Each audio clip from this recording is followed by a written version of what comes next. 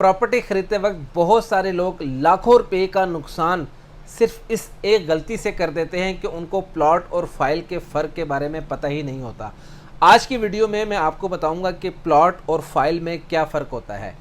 सबसे पहले मैं आपको प्लॉट के बारे में बताऊंगा कि प्लॉट बेसिकली एक फ़िज़िकल लैंड का नाम है जो गवर्नमेंट के इदारों से अप्रूव्ड होती है। अगर आप किसी हाउसिंग सोसाइटी के अंदर जाते हैं तो वो सोसाइटी 100% एनओसी क्लियर होता है, उसको एनओसी सेंक्शन होता है मुतलका डेवलपमेंट अथॉरिटी से।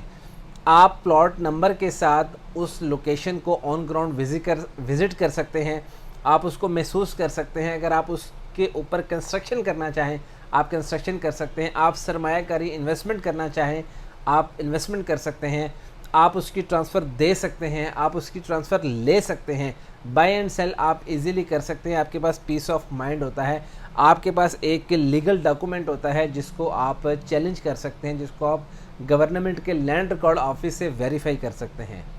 अब मैं आपको बताता हूं कि फ़ाइल क्या होती है। फ़ाइल बेसिकली एक फ्यूचर इन्वेस्टमेंट का नाम होता है जिसमें आप किसी भी नई हाउसिंग सोसाइटीज़ के अंदर ये ट्रेंड ज़्यादा चल रहा है कि वो आपको फ़ाइल जो है वो अलॉट करते हैं। उस पर रजिस्ट्रेशन नंबर होता है, आपकी एप्लीकेंट की तमाम डिटेल्स होती हैं, लेकिन उसमें प्लॉट नंबर नहीं होता। आपको कंपनी अपनी पॉलिसीज़ के थ्रू प्लॉट नंबर की अलॉटमेंट देती है।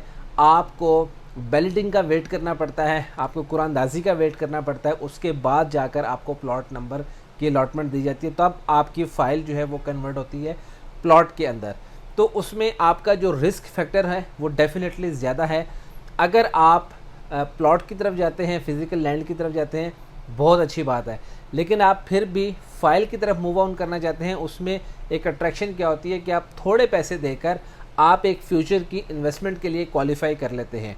अगर आप ऐसा करना चाहते हैं क्योंकि हमारे पास ऑप्शन नहीं है। मेजॉरिटी ऑफ पीपल ये चाहते हैं कि हम अपनी इनकम को डिवाइड करें और उसमें से कुछ सेविंग्स करके रियल एस्टेट के अंदर एक ऐसी प्रोडक्ट परचेज़ कर लें, चाहे वो 5 मरला है, 7 मरला है, 10 मरला है, कनाल है, कोई भी कैटेगरी है, आप वो बाय कर लेते हैं। सो कॉल्ड कमेटी की सूरत में आप उसे कंटिन्यू कर लेते हैं। अगर आप फाइल वाले प्रोजेक्ट के अंदर पार्टिसिपेट करना चाहते हैं तो उसकी कुछ एहतियाती तदाबीर हैं, आप उनको फॉलो कर लें।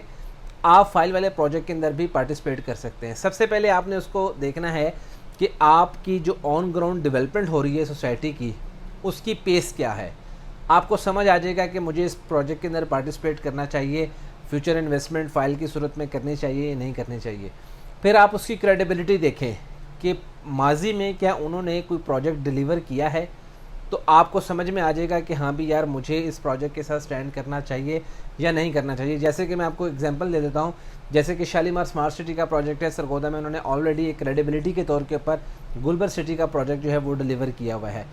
इसी तरह से आपने देखना है कि उनका विज़न है, उनकी जो क्रेडिबिलिटी है जिसका मैंने आपके साथ जिक्र किया है, उनका प्रोफेशनल बिहेवियर क्या है कि वो अपनी कमिटमेंट को, अपने प्रोफेशनल बिहेवियर को सामने रखते हुए एग्जीक्यूशन करना जानते हैं या नहीं जानते। जहाँ पे आपको ये 3-4 सवालों के जवाब मिल जाएं वहाँ पर आपको इन्वेस्टमेंट कर लेनी चाहिए। आपकी जो फ़ाइल की सूरत के अंदर इन्वेस्टमेंट है वो सेव हो जाती है।